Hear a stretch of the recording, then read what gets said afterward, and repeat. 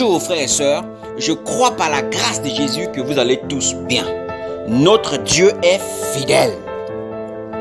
Aujourd'hui, je veux nous partager sur 1 Corinthiens chapitre 15, le verset 29. Autrement, que feraient ceux qui se font baptiser pour les morts? Si les morts ne ressuscitent absolument pas, pourquoi se font-ils baptiser pour eux? Pour mieux comprendre le passage de 1 Corinthiens chapitre 15, le verset 29, lisons d'abord Actes chapitre 19, le verset 1 à 4.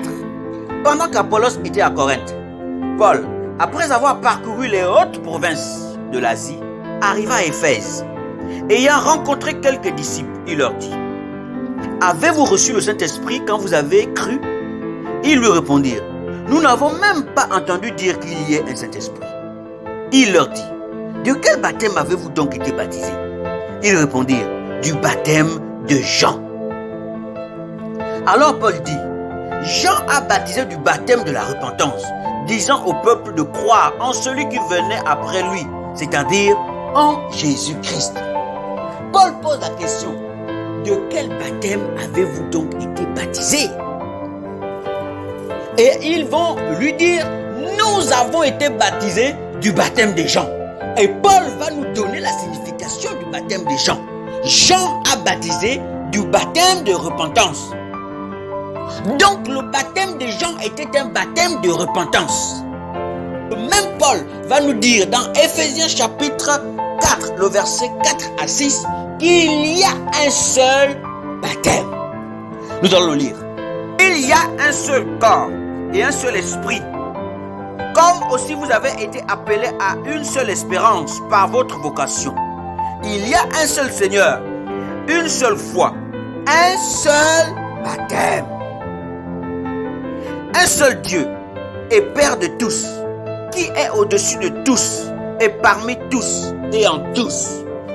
Paul nous fait comprendre dans Éphésiens chapitre 4, verset 4 à 6, qu'il y a un baptême, un seul baptême.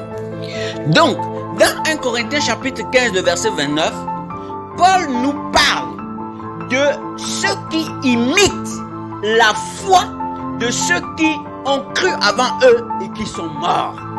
Dans 1 Corinthiens chapitre 15, le verset 29, il est question de ceux qui imitent la foi et l'acte posé par les chrétiens qui ont cru avant eux et qui sont morts.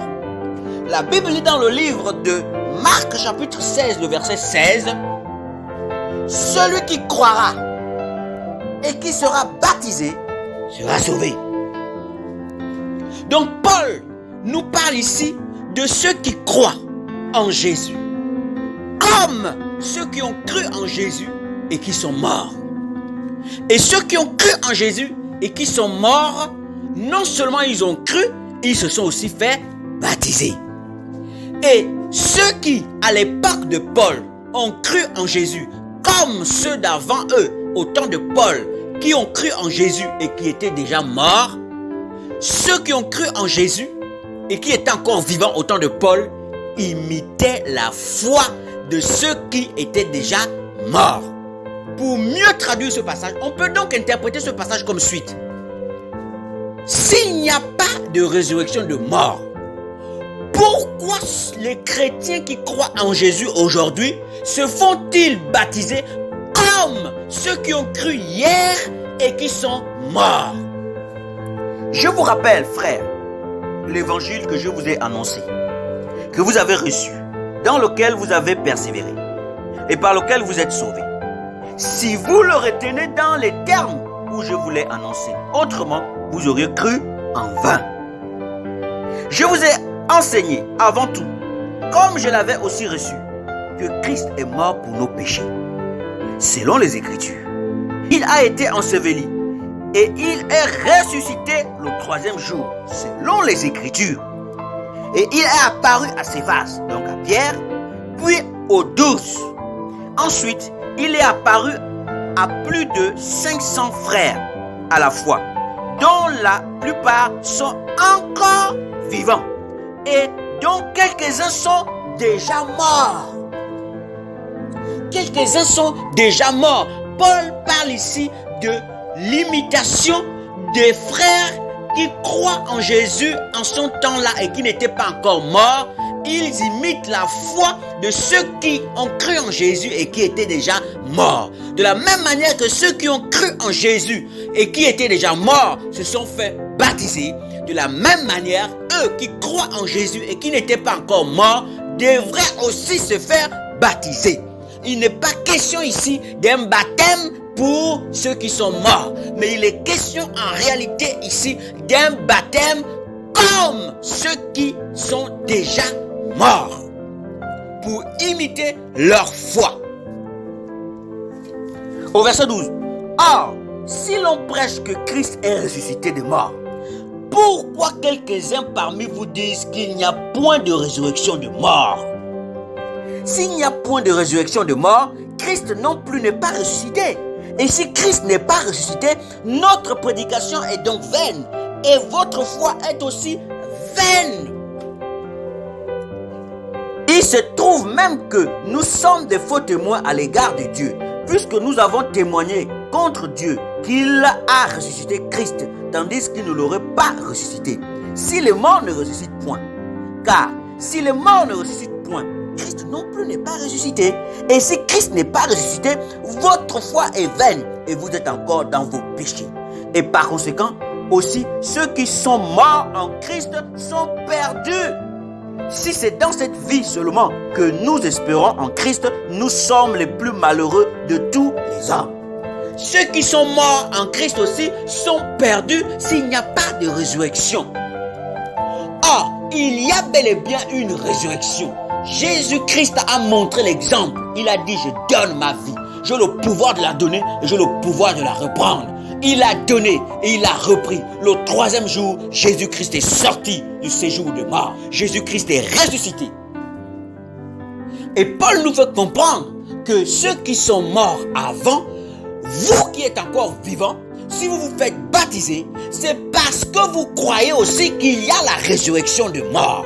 Et vous faites comme ceux qui sont morts et ont cru en Jésus, qu'il va les ressusciter au dernier jour, qu'il va les ressusciter lorsqu'il reviendra. Il n'y a donc pas deux baptêmes. Il n'y a pas un baptême pour la repentance et un baptême pour les morts. Il y a un seul baptême, c'est le baptême de la repentance, comme Paul le dit dans Actes chapitre 19, le verset 1 à 4. Après, on peut interpréter le verset 29 après ce qu'on vient de comprendre de cette manière. Autrement, que feront ceux qui se font baptiser comme ceux qui sont déjà morts, si les morts ne ressuscitent absolument pas? Pourquoi se font-ils baptiser comme ceux qui sont déjà morts? Au verset 35, mais quelqu'un dira, comment les morts ressuscitent-ils? Et avec quel corps viennent-ils? Insensé, ce que tu sèmes ne reprendra point vie s'il meurt. Et ce que tu sèmes, ce n'est pas le corps qui naîtra, c'est un simple grain de blé peut-être, ou d'une autre sémence. Puis Dieu lui donne un corps comme il lui plaît. Et à chaque sémence, il donne un corps qui lui est propre. Toute chair n'est pas la même chair, mais une autre est la chair des hommes, autre celle des quadrupèdes, autre celle des oiseaux, autre celle des poissons. Il y a aussi des corps célestes et des corps terrestres. Mais autre est l'éclat des corps célestes, autre celui des corps terrestres. Autre est l'éclat du soleil, autre l'éclat de la lune, autre l'éclat de l'étoile. Même une étoile diffère en éclat d'une autre. Ainsi en est-il de la résurrection des morts. Le corps est sémé corruptible et il ressuscitera incorruptible. Il est sémé misérable et il ressuscitera glorieux. Il est sémé infirme et il ressuscitera plein de force. Il est sémé corps naturel et il ressuscitera corps spirituel. S'il y a un corps naturel, il y a aussi un corps spirituel. C'est pourquoi il est écrit, le premier homme, Adam, devint une âme vivante. Le dernier Adam est devenu un esprit vivifiant. Mais ce qui est spirituel n'est pas le premier.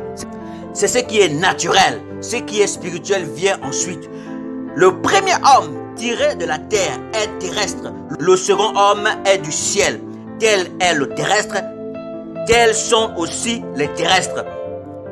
Et tel est le céleste, tels aussi sont les célestes. Et de même que nous avons porté l'image du terrestre, nous porterons aussi l'image du céleste.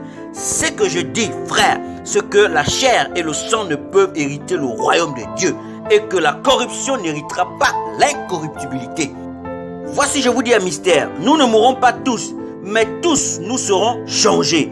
En un instant, en un clin d'œil, à la dernière trompette, la trompette sonnera et les morts ressusciteront incorruptibles et nous serons changés.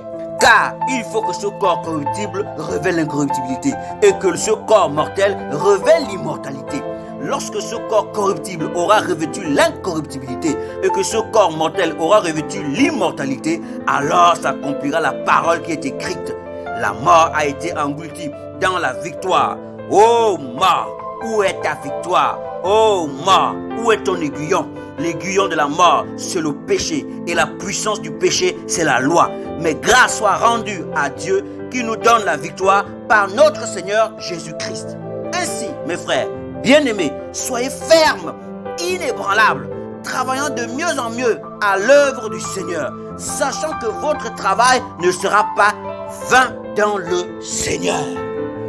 Il n'est donc pas ici question d'un autre baptême, un baptême pour les morts, mais il est ici question de l'imitation de la foi de ceux qui ont cru en Jésus avant nous et qui se sont fait baptiser, comme Marc chapitre 16 verset 16. Celui qui croira et qui sera baptisé sera sauvé. Ils ont cru, ils se sont fait baptiser, ils sont sauvés, ils sont morts. Nous croyons et nous nous sommes fait baptiser et nous serons sauvés comme ceux qui sont morts avant nous. Frères et sœurs, soyez encouragés. Jésus est fidèle. Il nous a promis et il tient sa parole pour l'accomplir. Soyons fermes dans la foi. Jésus revient bientôt.